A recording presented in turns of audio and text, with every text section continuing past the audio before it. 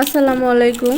আমার চ্যানেলে নতুন একটি রেসিপি দেখার আমন্ত্রণ জানিয়ে শুরু করছি আজকের রেসিপি। কিভাবে এই পাঁপড়গুলো ঘরে তৈরি করতে পারবেন সেটাই শেয়ার করব খুব সহজে। তো প্রথমেই ময়দা নিচ্ছি 1 কাপ। আপনারা চাইলে কিন্তু আটাটাও ব্যবহার করতে পারেন। এখন দিয়ে দিচ্ছি পরিমাণ মতো লবণ। জাস্ট এতটুকুই, শুধুমাত্র ময়দা আর লবণ দিয়েই কিন্তু এই পাঁপড়টা তৈরি করে নেওয়া যায়। এখন অল্প অল্প পানি দিয়ে আমি একটা ব্যাটার তৈরি করে নেব।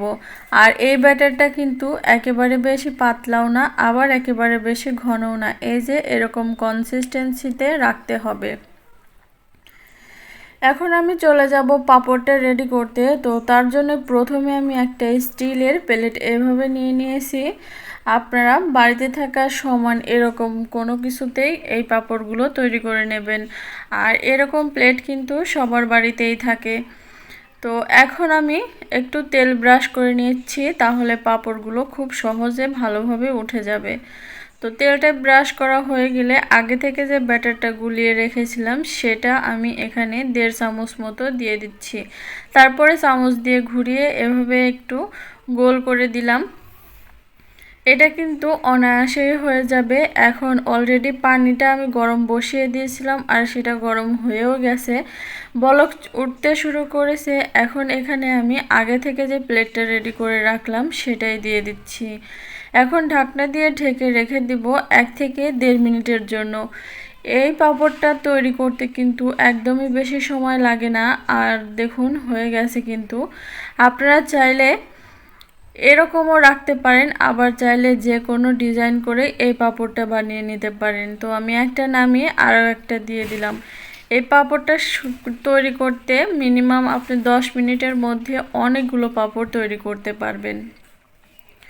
তো এভাবে করেই আমি সবগুলো পাঁপড় তৈরি করে নিয়েছি আর এগুলোকে এখন নামিয়ে নিচ্ছি। বাড়িতেই যদি এত সহজে পাঁপড় বানানো যায়, তাহলে বাইরে থেকে কেন পাঁপড় কিনবেন আপনারা অস্বাস্থ্যকর উপায়ে তৈরি, বলুন। আর এই যে দেখুন, যেহেতু তেল ব্রাশ করে নিয়েছিলাম আর সহজে এটা উঠে যাবে। আর কতটা পাতলা হয়েছে সেটা তো দেখেই বুঝতে পারছেন। এখন আমি একটা কুকি কাটারের সাহায্যে এই চিপসগুলো কেটে নেব। আপনারা চাইলে ছুরি বা যে কোনো কিছু দিয়ে কেটে নিতে পারেন। আমি আজকে কুকি কাটার দিয়ে খুব সহজে এগুলো কেটে নিলাম। আর এই কাটা অংশ কিন্তু ফেলে দেব না, কাটা অংশ আমি শুকিয়ে নেব, পরে ভেজে দিলে হবে। তো এটা শুকাতে আমার প্রায় 1 দিন লেগেছিল। রোদের তাপ থাকলে 1 দিন বেশি লাগে না। তো শুকানোর পর কেমন হয়েছিল সেটাও দেখিয়ে দিচ্ছি। এই যে আমার পাঁপড়গুলো কিন্তু একদম শুকিয়ে গেছে আর দেখতেই পারছেন এটা কত সুন্দর দেখা যাচ্ছে। এটা কিন্তু সারা বছর সংরক্ষণ করতে পারেন আপনারা যে কোনো বক্সে রেখে। তো এখন আপনাদেরকে ভেজে দেখিয়ে দিচ্ছি এটা কতটা পারফেক্ট হয়েছে।